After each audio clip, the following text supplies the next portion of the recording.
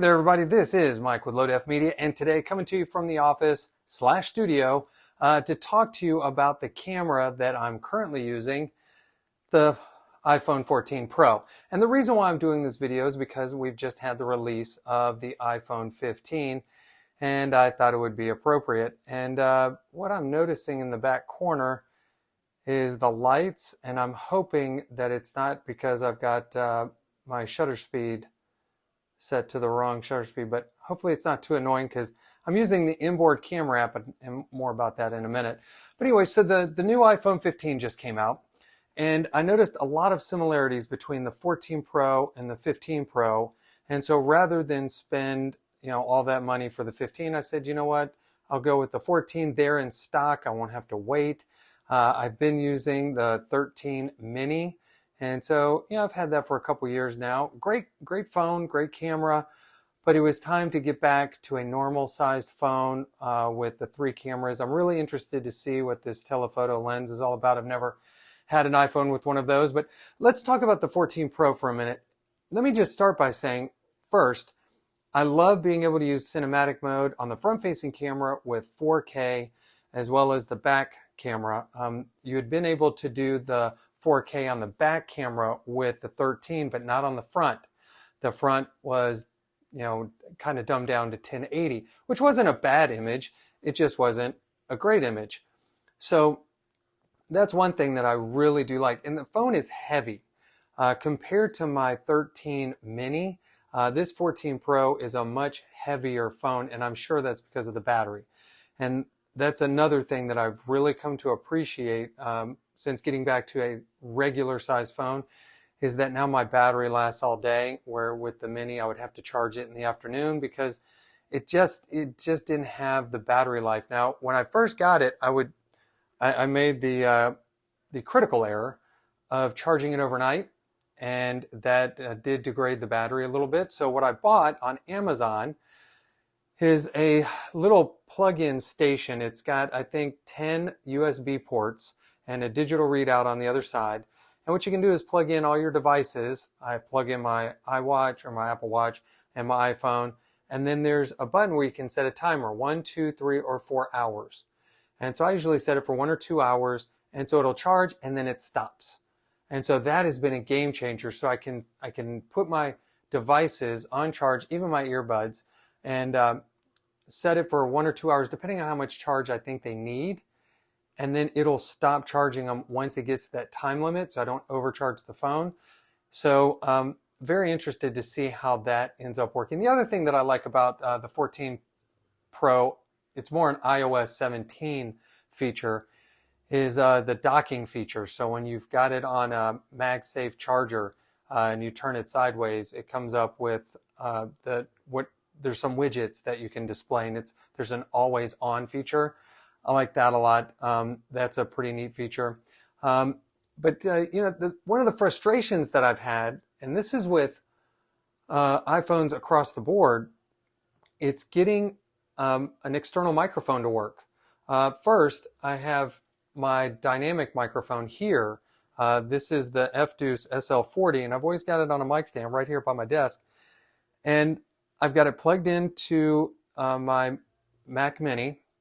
So that's where it's getting the power source from. And then I've got the TRRS cord, okay? Now you should be able to plug this right into the dongle and get it to work, right? You plug that in here because it's TRRS, that's what this is looking for. And it didn't recognize it, okay? Didn't even pop up because I have Beastcam app, and that'll show me if I've got an external microphone connected. So it didn't even pop up. So then I said, well, maybe I'll use the adapter that I bought. This has the TRR or TRS in here, TRRS that way. So if you look, I mean, they're the same, right? TRRS, they both have that. So I connected that just to troubleshoot. Again, didn't even recognize it. So I could not use my dynamic microphone, okay? So that was frustrating because I wanted to use the best audio source that I could. So what do? I said, well, I've got this, I bought this specifically for this application to use with my iPhone and with my DSLR and 4K or mirrorless cameras. This is the Movo. I'm going to put it here, maybe, there it goes. And so this is the Movo wireless mic. It comes with this. All right, so I don't know if that's focusing on my glasses on, but we're going to just put it right there. There we go. Now it's focusing. All right, so there, and then you've got that. Okay, now that seems to be very blurry. It was right there. Okay, so this is all that comes in the set. You're supposed to be able to plug this into the dongle. It recognizes it and it records. Didn't work. So that was extremely frustrating. So what I ended up having to go with is my Leereel wireless mic set, and I'm pretty sure as long as, there we go. So this is a mic set. This is a charging case. It comes with 2 microphones. I'm using one, so here's the other one. And then this is the slot for the receiver that plugs right into the base of the phone. It's working. Now, I could have gone and gotten one of my shotgun mics, one of my small shotgun mics. I've got a cold shoe mount at the top. Could have done that, but I didn't want the microphone to be that far away. I wanted it to be closer to me to have better audio. So that's one of the frustrations that I've dealt with when it comes to connecting external audio to an iPhone. It's really hit or miss. Sometimes it works, sometimes it doesn't. So that's just something, you know, to consider when, if you're looking to upgrade your phone and you want to start using it for your videos and things. It's just, that's something you got to pay attention to. There are ways to work around it, just like this Leereel system. But I mean, I went through a couple microphones only to find out that it's not going to work. So again, frustrating. But the image quality is great. Like I said, the battery life is great. I do like iOS 17. That is a great update. So a lot of features in there that I really like. Oh, hey, there's a moth in here. Well, isn't that exciting? But other than that, oh, now it's coming towards me. What should I do? I'm on camera. Should I? It flew away. But if it comes back, I have been known to kill a moth in my day. I will take care of that moth. But what other cameras have come out? Aside from this release, the 15 series, which is getting pretty decent reviews. I'm not really sold on the price point. I mean, the price for the iPhone 15 Pro Max is stupid crazy. I would rather get a folding phone, probably the Google Pixel folding phone. I'd probably go that route. Samsung makes a really good folding phone, but it's $1,800. But if I'm going to spend $1,000 on a phone, $1,200, I don't know if it's going to be an iPhone. I probably have to do the Galaxy, what is that? The Galaxy S22 Ultra or something like that, because it's just got better camera. I love the cameras on that system, but because I'm so entrenched in this Apple ecosystem, moving to Android is just, that's a non-starter. So let's summarize real quick.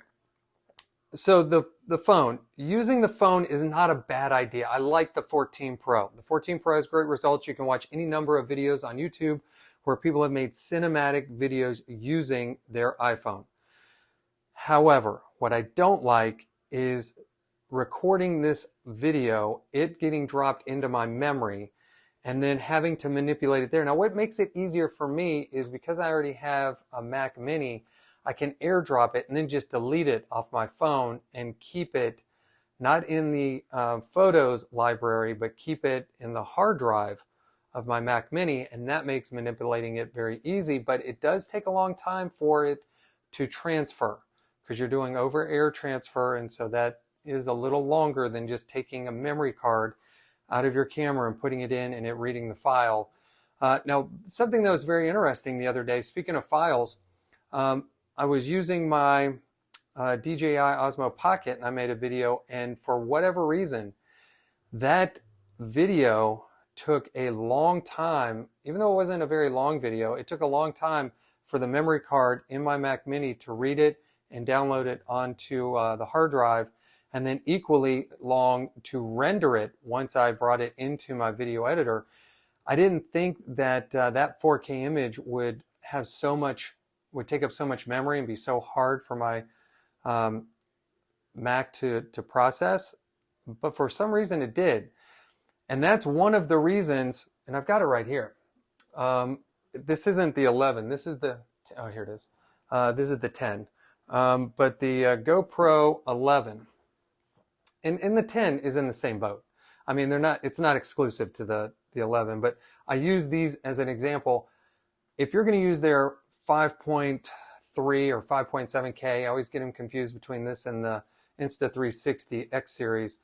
That 5K plus image, that file size is pretty big and it's pretty hard for your computer to digest. So I would only use that in small increments. I would not film a talking head spot like this if you want to do anything with your day, because that's going to take a long time to render and a long time to process. I have a MacBook Pro laptop that it's a couple years old. It's a few years old now. But I had to stop using it to process 4K because it just heats up. I mean, it's like it's on fire. So can't do that. So let's wrap this up. I've been blathering on long enough, but just really wanted to let you know that the 14 Pro, great camera, great phone, iOS 17's great operating system. Do be cautious of connecting a microphone to your iPhone. But the other cameras that I am interested in, I'm still waiting for the DJI Osmo Pocket 3 to come out. I think that's it as far as the cameras that I'm interested in. I'm interested to see where the Go series ends up, because you've got the Go 1, 2, and 3 now. I mean, I don't know where else they can go. I think, and I've talked about this in a previous video, I think we've kind of capped out at resolution on action cams. And for standard cameras, I mean, 6K and 8K, that's ridiculous. We don't need any of that. So I think we've kind of reached the pinnacle of our frame rates and resolution. I think now we're just going to work more on the user experience and the actual hardware. The functionality of the camera, the size of the camera. I mean, mirrorless cameras are getting smaller and smaller.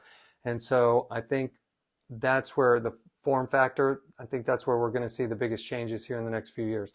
But hey, this has gone on long enough. Just really wanted to catch up with you and kind of see how you guys are doing. So if you don't mind, hey, drop a comment. Let me know what you're waiting for. Let me know your thoughts on the new iPhone drop, the 15. Let me know if it's something that you went out and bought. What do you think? Or if you're holding out, waiting for that 16. And let me know what you think of the channel, what you would like to see. This is Mike. This is Load F Media. Thanks again for taking the time. If you're not a subscriber, go ahead and hit that subscribe button for me if you would. But always a pleasure. Appreciate you. And we will see you in the next one.